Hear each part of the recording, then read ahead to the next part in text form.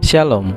Renungan kebenaran firman Tuhan hari ini terambil di dalam Injil Matius pasal 24 ayat 45 sampai dengan ayat yang ke-51.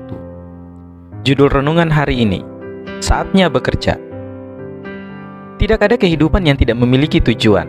Tidak ada anak yang lahir di dunia yang tidak dibentuk oleh Tuhan. Bahkan jiwa-jiwa berharga yang hidup hanya sesaat saja membawa serta keinginan Tuhan dan selamanya berharga di matanya.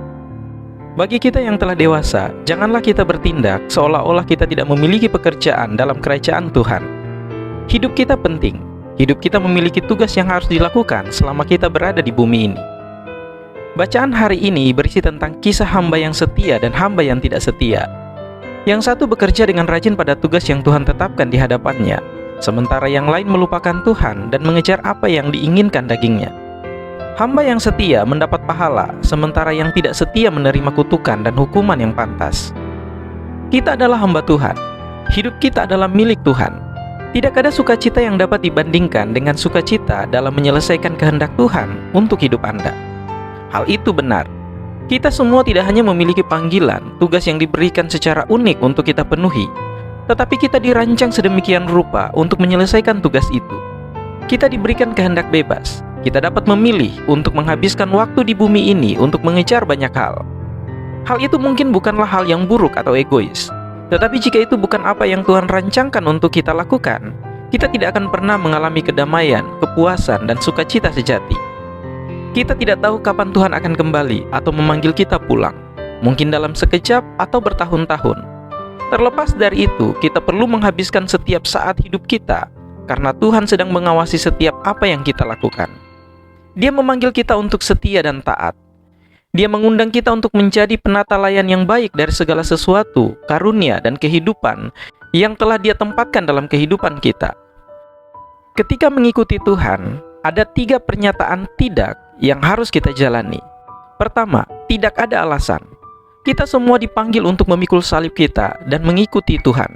Masing-masing kita dirancang, diciptakan, dan dibentuk secara pribadi oleh pengalaman yang diizinkan Tuhan untuk memampukan kita menyelesaikan panggilan dalam hidup kita. Kita tidak punya alasan untuk menolak panggilan itu. Itu bukan pekerjaan orang lain, dan tidak ada orang yang lebih cocok untuk tugas tersebut selain Anda. 2. Tidak menahan diri. Tuhan meminta kita untuk memberikan segalanya. Dia tidak ingin hanya 1 hari dalam seminggu atau setiap akhir pekan lainnya. Dia ingin Anda hidup untuk Dia dengan tujuan, dengan integritas, dan komitmen 100% setiap saat. Ketiga, tidak ada penyesalan. Memberikan semua yang kita miliki kepada Tuhan tidak akan pernah membuat Anda menyesal. Untuk itulah Anda dilahirkan. Tidak ada yang dapat memuaskan kita seperti Tuhan. Dia akan memenuhi kebutuhan Anda ketika Anda percaya kepadanya. Dia akan memegang hatimu ketika kamu meletakkannya di tangannya. Pahala Anda mungkin tidak datang dalam kehidupan ini, namun pasti akan datang dalam kekekalan. Tidak seorang pun akan berdiri di depan gerbang surga dan ingin berada di dalam api neraka. Apa yang dapat Anda lakukan untuk Kristus? Bagaimana Tuhan memimpin hidup Anda untuk menjadi penata layan yang baik dari kehidupan yang telah Dia berikan kepada Anda? Mulailah dari hal kecil atau lompatan kecil. Bekerja untuk Tuhan berarti berpegang teguh pada perintah-Nya, menjadi mercusuar di dunia yang gelap, mengasihi yang tidak dapat dikasihi, berdiri di atas kitab suci tanpa keraguan, memberitakan Injil, pergi dan mengatakan apa yang Tuhan taruh di hati Anda.